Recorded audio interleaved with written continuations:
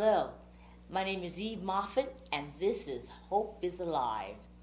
Hope is Alive is a show that deals with the letdowns, the obstacles, the difficulties, and just adversities that is part of the human existence.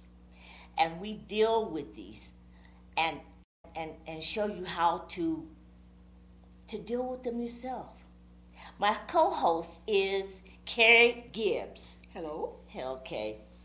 And today's guest is Rose Shaw. Hi, Rose.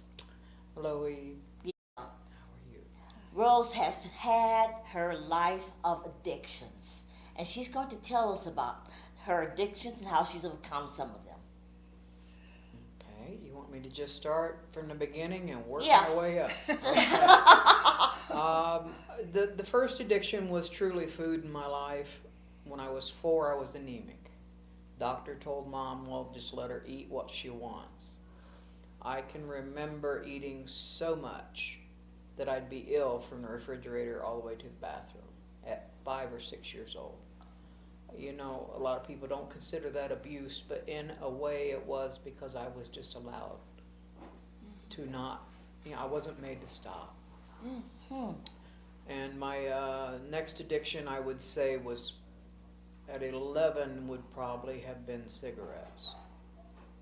And then the next addiction was alcohol. And what age? 11. And men came right in between at the same age. So did you develop physically early as a child, as a yes, woman? Yes. I was, I'd say when I was in 6th grade, which is usually when children are still children, just developing. I was 5'6". I was 232 pounds. I had 38 C breasts, and I was taller than my teacher. Wow.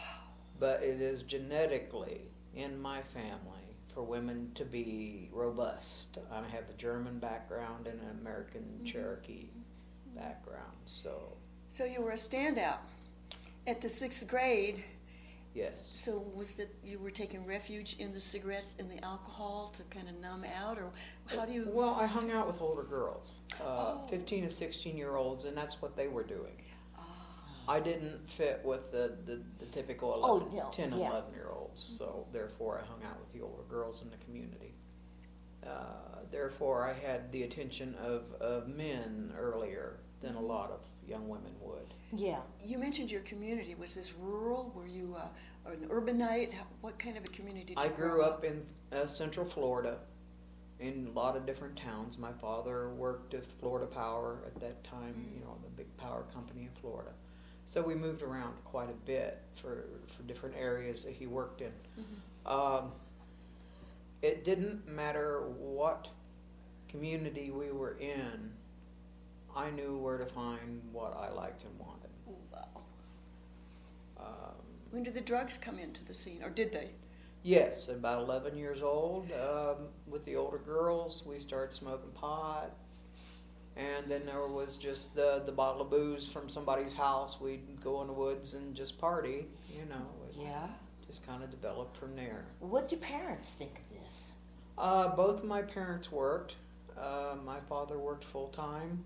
My mother worked full-time or 2 jobs. It was the first... I was a latchkey child, probably first generation. Okay. Okay. Mom worked, Dad worked. I had a key, I got home first. Was the environment hostile, friendly, indifferent? No, I actually had a very healthy home. Really? Which was, other than them arguing about money issues Yes. and survival, I was the baby of 4. So by the time I was old enough to get into trouble, the others were pretty much in the service and gone, or my sister was married and things like that. So at 11, cigarettes, sex, drugs. Yes. At 11. Yes. Wow. What did your parents think when they found out? They didn't for a long time. And that also included like driving a car that I shouldn't have been driving at about 11 or 12. I'd park it in exactly the same way, and Put a couple bucks in gas in it, and you know, I was driving by the Well, time was I it- was 11 and 12 years old. What was your emotional climate in this? I mean, were you resentful of your size? Were you resentful of your non-static life? What was your, or were you just excited and adventurous? What was your feeling tone at that age? I was never like anybody else. I never felt that connection to kids my own age. It was never an option. You know, I was always older inside and outside than they were. And then with the older girls, they just did other things, and that's what I fell into with. And you were comfortable with the older girls. Were Sorta. they comfortable with Were you? they comfortable with you? Yes, they were comfortable with me. I was more of an equal to them Mhm. than the other way around. Did you make it through school? I quit school in 10th grade to get married at 16, Oh, and was very abusive. abusive how? He did not actually, this was actually a pretty clean time in my life. He did not drink, he did not drug. Now, when you said this is a clean time in your life, That's what I mean. this means you didn't. I didn't smoke pot and I didn't drink at that Okay. point because he was clean and sober, but he only had to get angry to flip out. That's the best way to put it. Nowadays, I've seen him once years later, and he said, I found out I was bipolar. Oh, And it made complete sense to me Yes. whenever he said that. I understood, Mm-hmm. you know. And once he was medicated, he said his life was never like that again. How long were you married? I married my first husband for about a year and a half. And then, And then, within 6 months, my folks had done the very good thing for themselves. Since my dad traveled a lot from Florida power plant to Florida power plant, they got a travel trailer. I Oh. was the baby. Okay. So when I left home, they got rid of everything and moved into a travel trailer, which meant I couldn't move back home. oh, So you were, at 17, after I'd separated from my first husband, I went and got jobs and found my own place to live and supported myself from that point forward. And he did get abusive to me during the breakup, physically abusive. Oh, So I hid, okay. and he would have made a great detective because he found where I was a couple times. now this is in the, Florida. the time period, what, 50s, 60s, 80s? The- Where are we in time? I would have graduated in 1980. Okay. Okay. So we're talking at the very end of the 70s. So there was not support for women who were in abusive relationships? No, It was like- actually. Keep it private, it's your own business sort of Well, thing? here's what the courthouse told me when he beat me up, is that I was 17 years old. There were no minor children involved in order to get a restraining order. Oh, But yet I was a minor child. okay. Oh, what a conundrum. That's just the way it was. Mhm. And it's, you know, you kind of, I think I was the end of that era where you made your bed, you slept in it. Okay. Mm. Yeah. You know, the generational Mhm. women turned their cheek, and whatever he did was okay as long as he didn't bring it home and all that things. Yeah. Your parents, weren't your parents for sympathy? Did they provide sympathy or comfort or? Yes, my parents were actually very loving. I don't know if they liked each other all the time, but it was money issues usually. They were good workmates. They raised 4 children, and all of us, none of us went to jail. So in your That's saying 20s, a lot. in your 20s, what was going on? I was with the father of my daughter at that point. I'd been with him a couple years by that point. And it was completely wrapped around drugs and alcohol. Oh, wow. And we were actually together 3.5 years before I got pregnant with our daughter. Oh, He gave me an ultimatum of either abort her or leave. And I looked at him and said, I will raise this child alone. okay. So I have a beautiful 31-year-old daughter. Yeah, I Well, met her. December she'll be 31. Yeah, she's beautiful. How courageous. Well, it's the truth. At that point, I would have raised her alone. And she probably would have had a better life if I had. Yeah, he stayed. He stayed, but there was always tremendous alcohol and drug addiction. From both. Yes, Both. because we were party buddies, you know. How that Oh, works. yeah, 20s. Yeah. But I was always the main provider. And What made you leave? What ended it? at 25 years, we had been married 18 years by that point, but I call it 25 because we were together 25 Yeah. years. My daughter had grown up. She had graduated high school. She got married within a month after that to her high school sweetheart. My husband had been in jail the whole time for violation of probation of drug charges. His own doing Yeah. by getting a DUI. Okay. He was within months of getting away from it all. And then he did that himself. Yeah.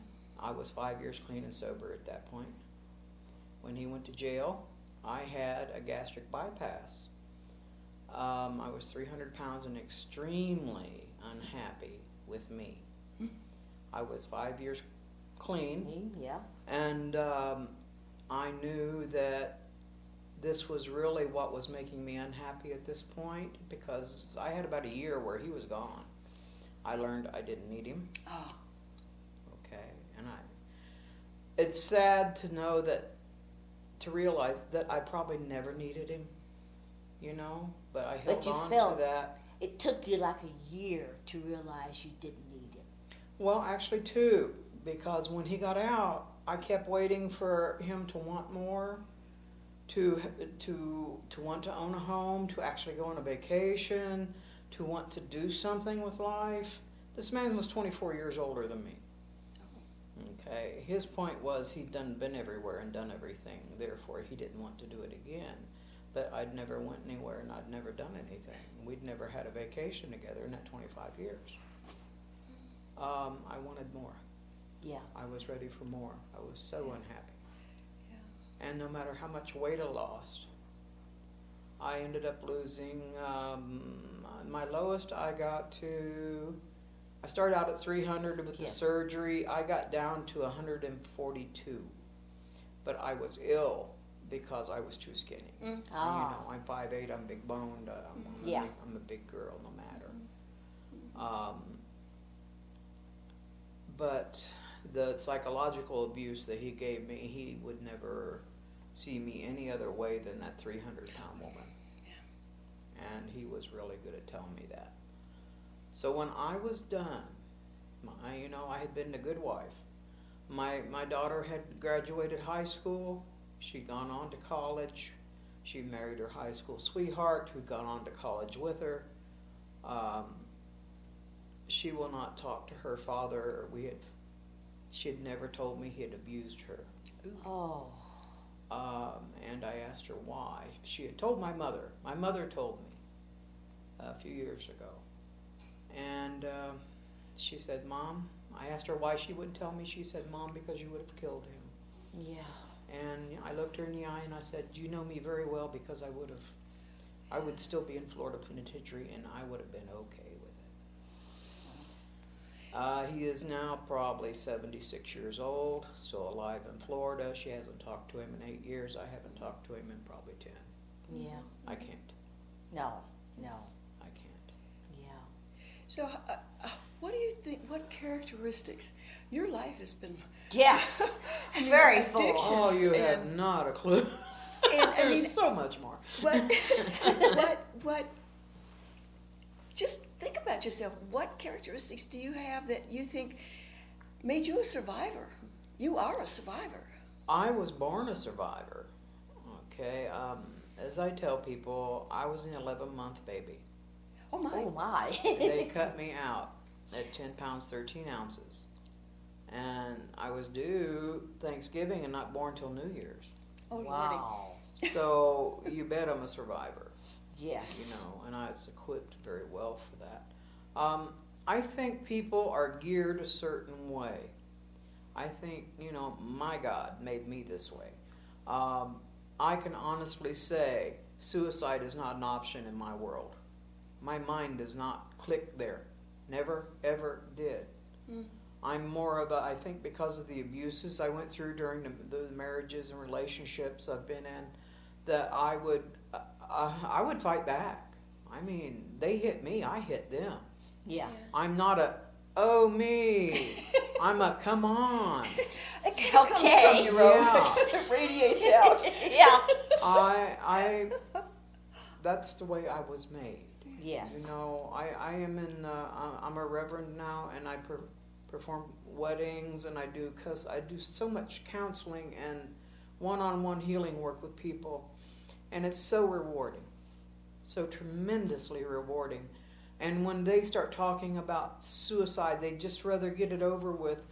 I look at them and say, it's not an option. Mhm. You Well, need now- to understand it's not an option. How did you get into the reverend counseling world? I mean, you left the marriage. I left the marriage. This is not an ism we're talking about. We talk about, our religion and what we feel and what we believe and Yes. things like that. I have Native American blood in my line, and it's hereditary to be sensitive Yes. and to be intuitive. I fought that most of my life, especially during the years of the isms, because it was just not normal. My mom said, we don't talk about that. But when my daughter started asking me, you see, I said, we're going to find out. And that normal went out the window. I'd tried my whole life, and that kept me drunk, and that kept me high. To fit. Yeah, Yeah. and I never fit. So how'd you find out? Where'd you go to find out? About that part of myself? I had other family members I could actually call and talk to, cousins and my sister and people like that we were all told the same things. We don't talk about that. Mm-hmm. But if your aunt has a dream, then you listen to it. Okay. Mixed message there, wouldn't you say? Yeah. Okay.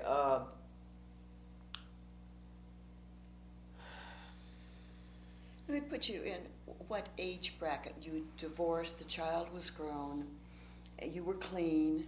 Early, I was I was in my very late 30s. Oh, that's early. Yes. And had started around 32 when I first heard about recovery programs. Yes. And it didn't work because he was of no interest of getting any better, so therefore, the options and things like that given to me. And then whenever he went to prison, I had already been clean for several years, and I didn't have to. Did you have a counselor, or did you go to any, step programs or anything like that? Did you have any outward influence Yes. that held your hand through this process? Yes, I had many tremendous friendships that developed through those step programs. Wow. And I used several different kinds, Mhm. several different programs that helped me. Okay. Because I was trying to keep my marriage together still at that Yeah. point, Mhm. and then I'm trying to take care of myself in the process. Mhm. Tell me some of the biggest lessons that you've learned through all of this that helped you when you're counseling people. Well, what I have learned from what I have had to live through by being a survivor, by being a product of my environment, of my programming, I call it. My programming is that Mom said, you make your bed, you lay in it. That's programming. Is that every bit of abuse I had to go through, every bit of addiction I had to go through, everything I went through has helped me be a good counselor. Because when someone tells me I am going through this, I don't know how to stop it. I can look them in the eye and say, I know how you feel. I've been there. And they know it's the truth. Yes. Mhm. That's what helps me be a good counselor. I'll hold people when they cry. I'll hold people when they pass. But the whole deal is helping people with that when they pass is not, doing it for them. It's about them being okay with what they've had to live through in their own lives. And it's kind of like last stage counseling. Okay, well, how was your questions you're asking me, I would work through with end stage, particularly cancer people. I have So people the issue- passing of cancer is what I seem to specialize most in when Really? it comes to end stage. Is it an issue of acceptance that you're dealing I with? think so. Or? I think so. It's that nobody's ever asked them. Oh, What happened? And I'm okay. I had a friend yesterday. I stopped in and visited. My two questions to her when she's crying on my shoulder about her life and how terrible her abuses have been and things like that. I said, "Did you cause it? oh, take responsibility. Did you cause it?" Yes. And she said, "No." Okay. And I said, "Can you change it?" And she She said, said "No." no. I says, "Now you can move forward because these things have been what keeps you in one spot. Yeah. Is by just working on that and feeling that all the time." Wow. So when you're able to move forward, you're able to heal. And even if a person's on a very short leash, I call it, you've been told you've got just a little time left, they really have to look at things. Am I okay with this? Did I cause it? Can I change it? Can you cure it? Exactly. Yes. Then they're able to move forward and go to the next step. What else is it that you haven't worked on? So it's like intense therapy Yeah. in a short period of time. And it's really, really rewarding. It's very sad. But when you feel like you've done all you can with somebody, and they look you in the eyes and they say thank you. Ah. It's not what I did it for, Yeah. but it's okay now, and they know that inside. Oh. Do you have a difficulty of not becoming too empathetic or taking it on, merging? Can you Yes. control that? I know yourself? how to set the boundaries on that. There you go. It's part of my healing nature is that I know how to let it go through me, and then I kind of give it back to Mother Earth. Gotcha. I'm a recycling bin, and it just goes through me to the Well earth. put. New babies, new bunnies, new grass. That's what it all turns into. My life has been very rewarding. Rewarding? Rewarding. All right. Everything I had to go through has made me who I am. Is that the message you'd like to put out? Is I think so. get Is- through it and get on with it, or What Well, is the how would message? you say it? Well, we'll go right back to, did you cause it? Can you change it? And if your answers are no, then you ought to be able to move forward from it, which means you can heal. Yeah. When What do you- people carry that around with them for generations, when I say that, I mean like when a child is abused, I'm not putting you in a different category, but you're a generation ahead of us. That things that happen to home stay to home. Yeah. Nobody talked about things. Exactly. Yeah. It happened to us too. Yeah. Nobody talked about certain Yes. things.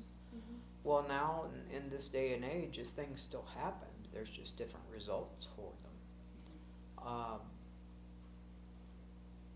I think the healing work that I'm able to help people with is put things in categories. I tell people I have a filing cabinet now. Yeah. I'm not a computerized, modernized. I have one. I can check email and then Google and all that. But I have a filing cabinet with all these files of different categories inside me.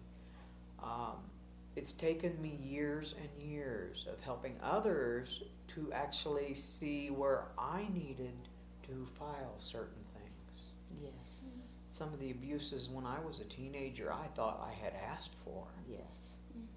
By being with the wrong people, doing the wrong Mhm. things, I had to realize that I was a victim, and it was not my fault. That's good. Okay, I had to move that from stupid teenager to abuse folder. Yeah.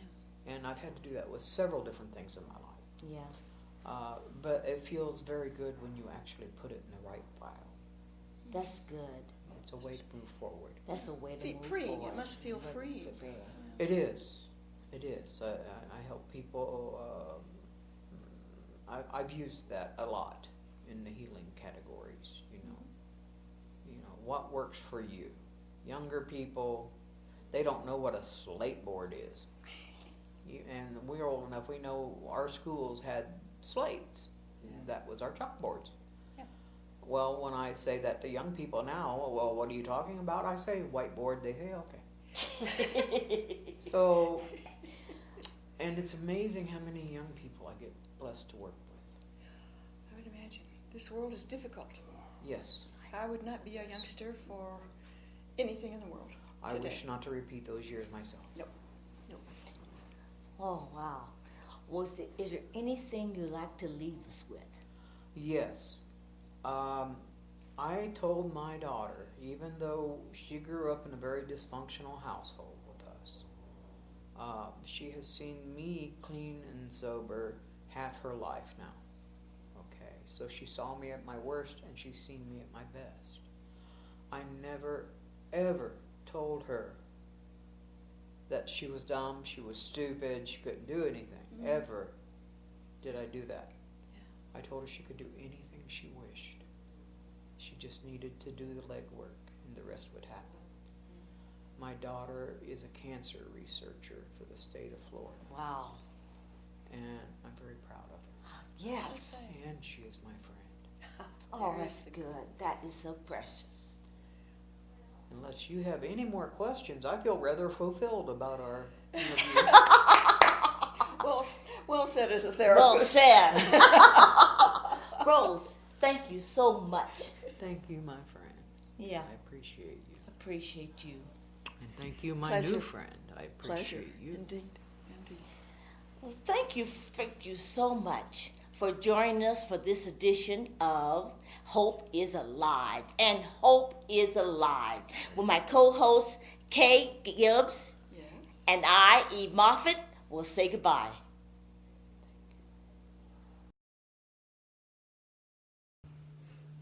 Hi, I have something I want to share with you. Joe, a friend of mine, gave me this little tidbit. He said, put gratitude into the attitude. And it's hard to be down. It's hard to be down on yourself, down on life, if you can come up with some gratitude. Be grateful for what you have. And it's just hard to be depressed if you have some gratitude. Feels like nowhere to run to, there's nowhere to hide. Don't let fear overtake you.